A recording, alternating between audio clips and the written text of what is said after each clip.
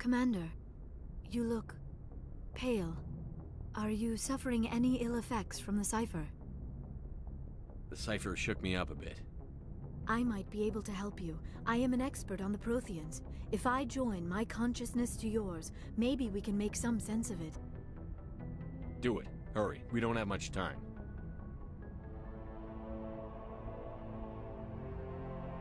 Relax, Commander. Embrace eternity.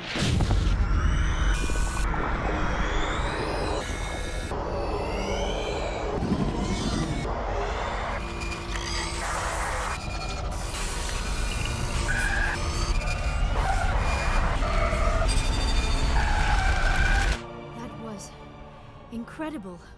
All this time, all my research, yet I never dreamed. I am sorry.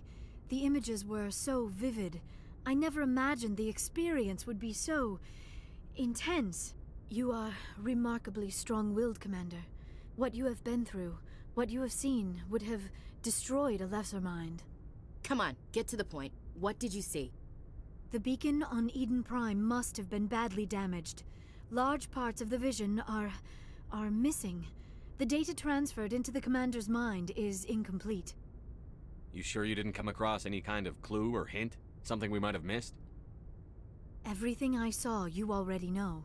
You were right about the Reapers. The Protheans were destroyed by a race of sentient machines.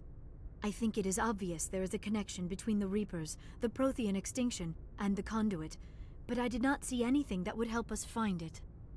What's our next move? I was able to interpret the data relayed through your vision. What was there, at least. But something was missing. Saren must have the missing information. Maybe he found another beacon. If we can find the missing data from your vision, I can... Oh. I am sorry. The joining is exhausting. I should go to the medical bay and lie down for a moment. Dr. Chakwas should take a look at you. That will not be necessary. I just need some rest. Somewhere quiet. We're done here. Dismissed. I've sent off the Feros report, Commander. You want me to patch you through to the Council? Patch him through, Joker. Setting up the link now, Commander. Commander, Exogenia should have told us about the Thorian. It would have made your job much easier. You might have been able to capture it for study instead of destroying it. The Thorian liked to enslave minds. Anyone who studied it would have ended up as one of its thralls. Perhaps it's for the best, then. At least the colony was saved. Of course it was saved. Shepard would go to any lengths to help a human colony. Being human had nothing to do with it. They were in trouble. Admirable. But sometimes Spectres have to make sacrifices. I hope you're willing to do that when the time comes. Goodbye, Commander. We will be waiting for your next report. Alright, with that all out of the way, hey everybody, Pycel68 here, and welcome back to our Let's Play of Mass Effect 1 Legendary Edition. In the last episode, we finished up everything we had to do on Feros by defeating the Thorian beneath Zoo's Hope, and in this episode, you probably know what's coming. Talking on the Normandy, and we have some side quest. Let's just go ahead and get going. Hey, Commander, next time we touch down, let's try not to park the ship in a colony of mutant zombies. Just thinking out loud here. I have to go. Alright, see you.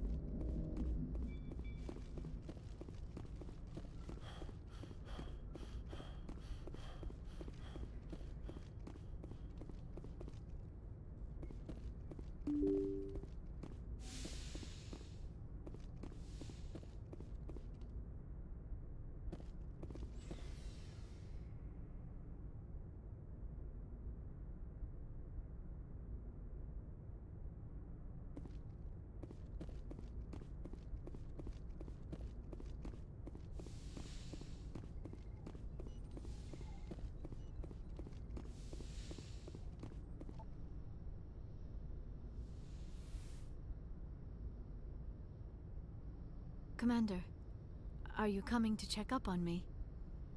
You look much better. How are you feeling? Dr. Chakwas assures me I am going to be fine. I was impressed with her knowledge of Asari physiology.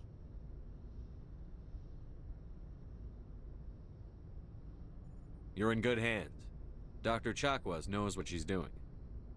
I get the feeling you want to ask me something, Commander. Maybe we could pick up where we left off. You were telling me about your interest in the Protheans.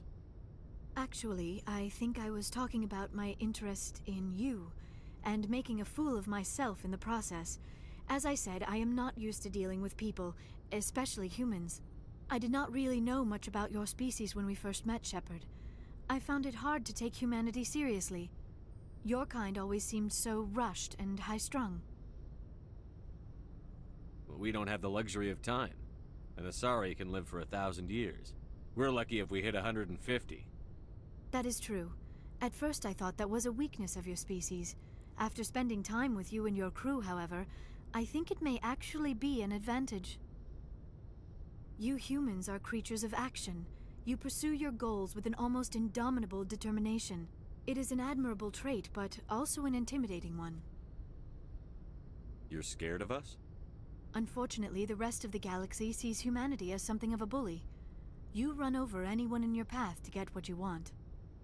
It is up to people like you to change their minds, Shepard. I'm doing the best I can, Liara. There is a reason the Council chose you to become a Spectre. They saw something special in you. The best of what humanity has to offer. I looked into your history. I know what you did during the Blitz. It was a remarkable display of courage and heroism. You didn't need to go behind my back. I would have told you whatever you wanted to know. I apologize, Commander. After our last conversation, I was afraid I would say something stupid again. I wanted to know more about you. To understand what made you into the man you are. There is something compelling about you, Shepard. Are you sure you're interested in me? Or is it my visions of the Protheans? I admit, your connection to the Protheans had something to do with my initial interest, but it has grown beyond that. You intrigue me, Shepard, but I was not sure if it was appropriate to act on my feelings. I thought there might already be a relationship between you and Chief Williams. Williams and I are just friends, nothing more. My mistake, then. I am not as adept at understanding human relationships as I thought. But what about us, Shepard? Is there a mutual attraction, or was I wrong about that too? No, you were right. There is something between us. I knew it, and I knew you felt it too. But does this not seem rather strange? Why do I feel so close to you? We have only known each other a short time. We are from two different species. We have almost nothing in common. This makes no sense. These things never make sense. They just happen, and we get swept up in the storm. You make it sound so chaotic, so dangerous. I'll keep you safe. I am not looking for a protector. This is all a bit overwhelming. I am not used to this. You. I need some time. Take all the time you need, Liara. I'll be here. Thank you, Shepard. Let's just talk about something else for now. I should go. Goodbye, Shepard.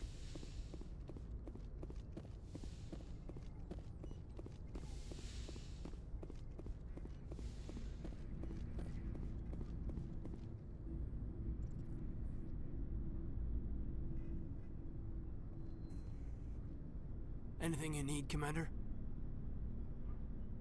What's your opinion on the last mission? I'm glad there aren't many aliens like the Thorian. I don't think my stomach could take it. One of my cousins has an agribusiness. I was thinking of calling him. Maybe he can get some shipments into Feros. I mean, now that they're cut off from the company. Just trying to get a sense of where the crew's at. Thoughts? Well, they know about the stonewalling you've had from the Council. They deserve to know what we're up against. They're on your side. They're pissed about the resistance we're getting, especially from our side. I'll have a better handle on all of it when my head stops hurting. Another L2 flare-up. Anything I can do? No, Commander, it'll settle down. It's rough sometimes, but they spike higher than a lot of L3s. Except for you, of course. Besides, I fared a lot better than some after Kinetics was through. I haven't heard anything about kinetics in a while. Yeah, they quietly disappeared. Broke up into a bunch of little corps after they botched the training on Jump Zero. After first contact, Kinetics was set up to track Element Zero exposures and develop implants for humans. Once we had an embassy on the Citadel, Kinetics could bring in experts instead of taking it slow. Is there some reason we couldn't learn it on our own? They didn't know where to start. I mean, hell, it took a couple of years to even link biotics and Ezo. Forget trying to get the kids to move stuff. They had trouble just helping them not break their own limbs. And their choice of teachers didn't help much. The only experts would have to be aliens. Dead on. Turians, actually. That's why Kinetics kept it a secret. They were afraid of what people back home would think, asking the Turians for help when we just fought a war with them. The Asari would have been more acceptable than the Turians. Yes, but the company didn't go through the Citadel. It would have made Earth look weak, so they discreetly hired some Turian mercenaries. I'm sure Kinetics did what they thought was best. It wasn't best for us. They brought in an ex-military Turian named Commander Vernus. A real hard-ass. He basically had a free pass to break us if it would turn out a decent biotic. Kind of spiraled from there, Commander. Did he ever face charges for that? He got his, yeah. But like everything else at Jump Zero, it was under the table. The less said, the better. Anyway, this is ancient stuff. I walked it off a long time ago. I should get back to my duties, Commander. We're here to make history, not rehash it. We'll talk another time, Lieutenant. Commander? Oh, I got stuff in Shepard's pod, and there's a sleeper pod that I can examine that I never did, apparently. Interesting. Anyways, off to the lower levels of the Normandy now.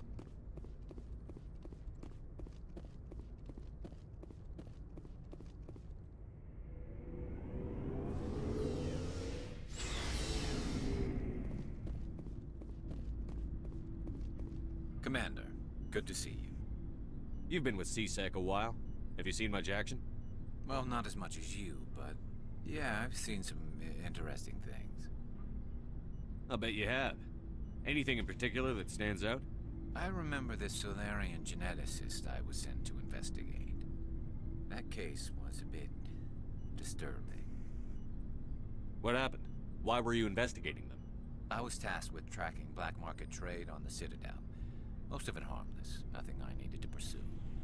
But during the course of my investigation, I noticed an increase in the trade of body parts, organs mostly. We usually get a few of those, but not the numbers I was seeing. We weren't sure if there was a new black market lab or if some freak was harvesting organs from citizens. You've seen this before on the Citadel? Every so often, some lab sells unwanted parts through the black market, but they're not as bad as the psychos. I remember this one L-Corps diplomat we caught in my first year on the job. He was hacking people up and selling their organs. Had the station in a bit of a panic. But this case wasn't that clear-cut. Turns out there was more going on than we first realized. So how did you figure out what was happening?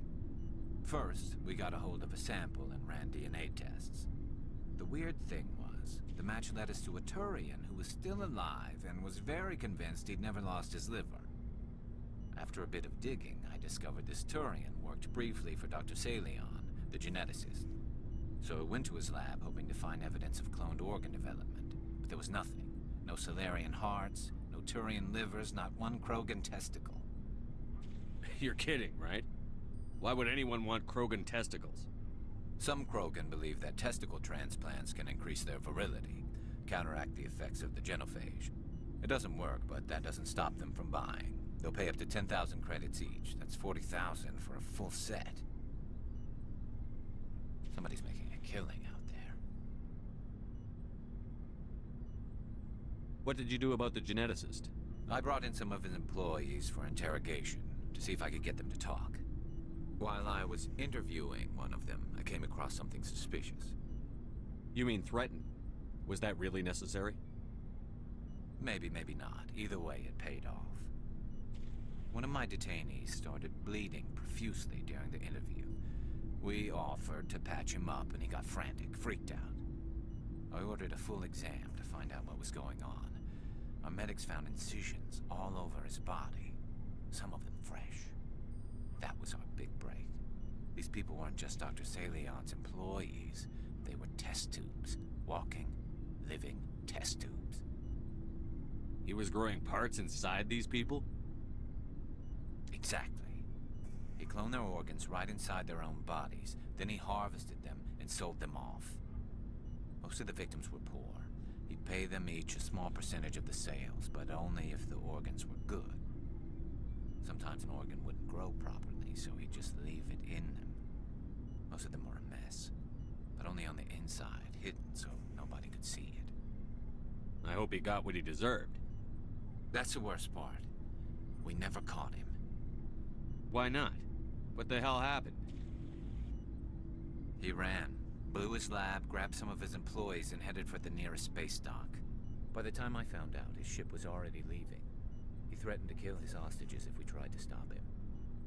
But you went after him anyway, right? I ordered Citadel Defense to shoot him down, but CSEC headquarters countermanded my order. They were worried about the hostages, worried about civilian casualties if the ship was destroyed so close to the Citadel. I told them those hostages were dead anyway. He just used them to make more organs. But they wouldn't listen. No wonder you hated it there. Those idiots just let him fly away. Yes, they did. I went to Palin and told him what I thought of him and his policies. He said if I didn't like it, I could quit. Well, I almost did. All they had to do was disable that ship, stop him from running. Maybe the hostages die, maybe they don't, but at least we stopped the bastard responsible for it all. A few casualties is a small price to pay to stop someone like that.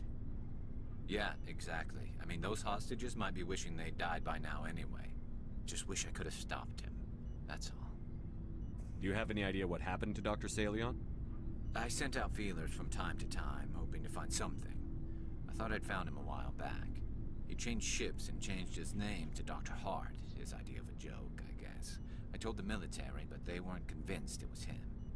I got the transponder frequency for his new ship, but I just can't get anyone to check it out. I'll check out the coordinates when I get a chance. I was hoping you'd say that, but Commander, take me with you when you go. If it's Salion, I want to be there when you find him.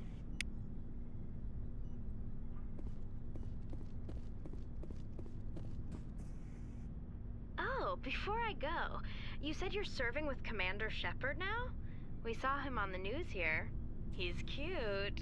Later, sis. Tell me you didn't hear that. Afraid I did. Oh, shoot me now. One of my sisters. That's Sarah, the youngest. Surprised to see you here, sir. Thought you'd be chatting up, what's her name? Tassoni? Liara, why would you think that? Scuttlebutt says you got a bit of a thing for her. I could understand why. The crew's off limits with the regs against fraternization. And at least she looks like a woman. You think I'm interested in Liara because she's the only one I'm allowed to date? So you are interested in her. Of course, it could be politics. Alien diplomat's daughter, us under orders to make nice with the bug-eyed monsters. What's up? You didn't come by to eavesdrop on Family Mail. Your family seems to be important to you. Yeah, we've always been close. Me and my sisters especially. With Dad on duty so much, I had to help Mom raise them. Did your father serve with the fleet? Yeah, took any crap posting he could get that offered space time. You know what? He worked his ass off trying to get recognized, but he never made it above serviceman 3rd class. He was real proud when I made chief. First thing he did was salute. What about your mother? You haven't mentioned her. You must know what military wives are like. Strong because they have to be, able to raise kids while Dad's away on a 6-month cruise. She has a degree in planetary geology. She and Dad both wanted to see new worlds. She gave up her career to raise us, though. You have more than one sister? Sounds like a big family. Yeah, I'm the oldest, then Abby, then Lynn. Sarah's the youngest. She's still in high school. With 4 girls, Dad used to say he felt more outnumbered at home than on maneuvers. Where did you grow up? All over. Same as you expect. We transferred a half a dozen times before I finished grade school. You go where personnel command sends you, right? I guess that's why I'm so tight with my sisters. We'd have to leave all our friends every 2 or 3 years. I was an only child, but I get the idea. At least one of my parents was always on duty. Yeah, military families, eh? With schedules like that, it's a wonder we ever have kids anymore. Things were tense between Sarah and me for a while. Then we bonded. Sounds like a story. Feel like sharing? Sarah got herself a boyfriend who wanted to go faster than she did, Mike. I didn't think he was a bad kid, just pushy. Lynn would send me these worried vid mails, and I'd tell her to relax. Where were you when this was going on? I was on active duty. Sarah's graduating high school this year. This was only a couple of years back. They were on Amaterasu. At the time, I was assigned to Chernobog. Same cluster, but a dozen Hellwire away. Close enough to talk regularly, too far to make it back in an emergency. I couldn't afford a fast packet flight. If he really liked her, he wouldn't be pushy. Yeah, of course. If he didn't ask at all, I'd wonder if he thought Sarah was ugly. Damned if you do, damned if you don't. Mike thought they'd go for a romantic walk in the woods, because he figured it was past time they did the deed. She levered Mike face first into a tree and left. Didn't have a scratch on her. Good thing Mom and Dad had us all learn some kind of self-defense. I took emergency leave and walked Sarah to school for a few days. Why didn't you tell the police?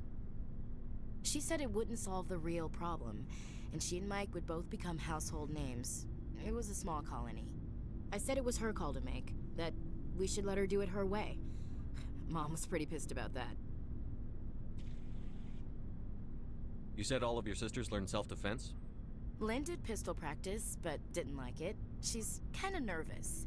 Sarah took Aikido. Abby decided to learn the sword. She always was a little weird. Likes big skirts and tops you have to tie her into. They do great things to her figure, though. So, what did you learn? One of Dad's friends taught me Marine hand to hand. You traveled all the way home to walk your sister to school. It was only a dozen light years, like a day's cruise. It's not like I was going to Earth or something. My last day out, Mike was waiting for us. Sarah had told her friends, so everyone at school knew what he did. He wasn't happy. I wanted to snap him in half, but Sarah gave me this look, this let me handle it, I need to do this alone look. She kept her cool, God bless her, as he screamed in her face. She just let him vent. Then he tried to punch her. I swear, she just flowed around him. Next thing I knew, he's face down on the sidewalk, and there's blood everywhere. That's unbelievable. Sarah must be as good as you. Better. I'm more or less a straight-up puncher. When he swung, she wasn't there anymore, and he fell. She helped him stop the bleeding and had me call an ambulance. She told the paramedics he fell. Before they took him to the hospital, Mike touched Sarah's arm. I thought he was gonna end up on the ground again. But he hung his head, whispered, "I'm sorry," and started crying. And she hugged him. The Williams women are a decisive bunch, Commander. We do things when we're ready. Not before, not after. Your sister's something else. But you didn't mention your father at all. Was he on deployment? Dad always wanted to serve in space, but he wanted us to have real ground under our feet. He'd say, space is beautiful, but you can't raise a family there. I cannot rest from travel. I will drink life to the lees. All times I've enjoyed greatly, have suffered greatly, both with those that loved me and alone. For always roaming with a hungry heart, much have I seen and known, cities of men and manners, climates, councils, governments. I never thought I'd hear you reciting poetry. Just because I can drill you between the eyes at 100 meters doesn't mean I can't like sensitive stuff. Just don't spread it around. Ulysses was my dad's favorite poem. Every time he shipped out, he recorded me reading it. He had a dozen versions when he retired. Does he still like it? I sure hope so. I read it to his grave every time I go home. Dad passed on a few years back. He's probably still watching, though. So behave. You mean from wherever we go after death? Dead on, Skipper. He's with God now. That's not a problem with you, is it? That I believe in God? Everyone has the right to believe what they want. Says so in the Alliance Charter. only with fancier words. I'm glad you're open-minded about it. I've met a few people who are really weirded out by my faith. Because I work in space, I can't believe in a higher power? Jeez. Hello, have you people looked out the window? How can you look at this galaxy and not believe in something? I should get back to my duties. Didn't mean to take up so much of your time. What's your opinion on the last mission? Gotta admire those colonials. That's about the worst place for a colony I've ever seen. Given the option, I'd get the hell out of Dodge. We'll talk later, Williams. Looking forward to it, Skipper. What do you want, Shepard? Why did you become a mercenary? Lots of reasons. Such as? Such as, I needed to get out of our system. I needed to eat. I needed to survive. Why not stay and help your people? I tried to help. That's why I had to leave. What happened? I was betrayed. I was head of a small tribe. We were trying to restore order after the war, but the other tribes were against us. They followed Jared, one of the few warlords who survived the war with the Turians. But he was old, and so were his ideas. He wanted to continue the war. He wanted us to fight. Turians, Solarians, each other. It didn't matter who, as long as we were fighting. What did you want? I just wanted Jared to shut up, to stop his ranting. I wanted him to stop leading the tribes astray. But he couldn't understand how much things had changed. We didn't have the numbers to go to war. Even if we did, the genophage made sure we couldn't replenish our numbers fast enough. I told them all to forget about war. We needed to focus on breeding, at least for one generation. And for a while, we were getting through. Some of the tribes started coming around. I take it the warlord didn't appreciate that. No, he didn't. He arranged a crush with the tribes, a meeting on neutral ground. He wanted to talk. We met at the Hollows, near the graves of our ancestors. The skulls of our dead laid bare to remind us where we come from, and where we all go. It's as sacred as any Krogan place can be. Violence is forbidden. It sounds like a trap to me. You must have suspected as much. I did. But when your father invites you to a crush, well, there are some laws that even we hold sacred. Jared was your father? He was. Until that day. We talked, but we didn't get anywhere. When it was clear that I wouldn't join him, he gave the signal. His men leapt from the graves of our ancestors like Krogan undead. The few that were loyal to me died quickly. I escaped with my life, but not before I sank my dagger deep into my father's chest. That is why I left, and that's why I'll never go back. So long, Rex. Shepard. Like how the option is just so long, Rex. After he gave like all that information about having to kill his father and stuff, then it's just like, so long, Rex. Shepard, I'm glad you're here. Good to see you smiling again, so to speak. I'm sleeping much better now. I guess I'm getting used to how quiet your ship is. I still think a lot about my pilgrimage, though. I know Steren's our top priority, but with all the worlds we go to, I was hoping to find something to bring back to the flotilla. We've still got a long way to go. You'll find something to take back. Yes, but it cannot just be some derelict ship my people can use for salvage. It has to be more than that. There's a lot expected of me. What's so special about you? It's my father.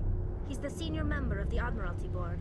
He's one of only 5 people who can overrule the decisions of the Conclave for the good of the migrant fleet. My father is responsible for the lives of 17 million people. Our entire race is in his hands, and I'm his only child. So are you some kind of heir to the Quarian throne or something? No, it doesn't work that way. My father's position isn't hereditary. I'll probably never serve on the Admiralty Board myself. Officially, I'm just the same as any other citizen. But it doesn't work that way in practice. People have always treated me differently because of who my father is. You must get all kinds of special privileges. I probably had it easier than most growing up, but it's not all good. People like my father have enemies, and they're not above using me to get to him. It must be tough on you.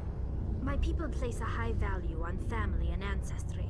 There's an unspoken expectation that I'll live up to my father's example. Everyone's waiting for me to do something great on my pilgrimage, something that will forever change our lives for the better. If I don't, it's like I failed, and that reflects badly on both me and my father. The work you're doing here is more important than anything any Quarian has ever done before. Yes, I know. But you have to understand Quarian culture. We're a very insular society. The events beyond the flotilla don't much matter to the average citizen. Our greatest dream is that one day we'll return to our homeworld and drive out the Geth. But even if we stop Saren, that's not going to happen. There's still millions of Geth behind the veil. Until they're gone, our exile will continue. What would you need to bring back to make everyone happy? Something that would help us better understand the Geth. They've changed significantly since the exile. They've continued to evolve. We've done our best to study them, but it's not easy. They're very reclusive. Until recently, they never went beyond the borders of the Veil. And all the Geth we run into now are under Saren's control. We'd need to find Geth operating on their own, independently. But I don't want this to get in the way of our mission, Shepard. First, we stop Saren. Then I'll worry about my own problems. What was your father like? It wasn't easy growing up as the daughter of one of the Admiralty. Even before he joined the board, he was a prominent figure. People looked to him for leadership. He had to set an example, and he expected the same of his daughter. Plus, he was pretty strict, a military man through and through. He never allowed me to settle for anything less than excellence. As a kid, I sometimes felt like he was pushing me too hard.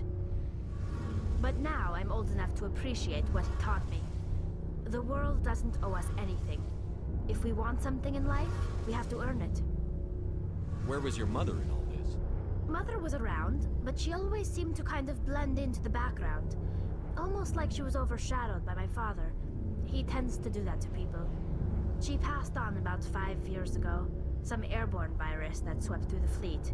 Happens sometimes when the filters start to break down. I think my father took it pretty hard. After she was gone, he became even more focused on his work. I think that was his way of dealing with the grief. Sounds like a tough upbringing. You don't resent your father at all? Like I said, it wasn't easy. My father's not the kind of person you bond with. And he wasn't around all that much. Too busy. People counted on him, and he took his duties seriously. Even when he was around, he always seemed a bit distant. Like his mind was always somewhere else. Come to think of it, I can't ever remember seeing him smile. Not once. It's like he was always weighed down by all that responsibility. I mean, I know he cares about me, but he never really showed it, not in the usual way. I guess the best thing I can say about my father is that I respect him. I want to talk about something else. Like what? I should go.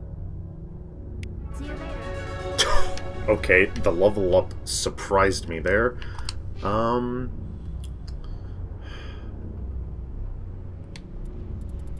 Sure, I'll just top off the Intimidate that we have right now. That being said, I know we didn't do anything in this episode but talk, but I'm gonna say that's it for this episode because we are 36 minutes into this recording. Between episodes, I'll talk with the requisition officer and mess around with our gear. But until then, I'll see you guys next time. Bye.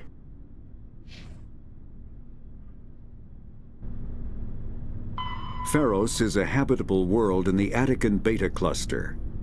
2/3 of the habitable surface is covered with the ruins of a crumbling Prothean megatropolis.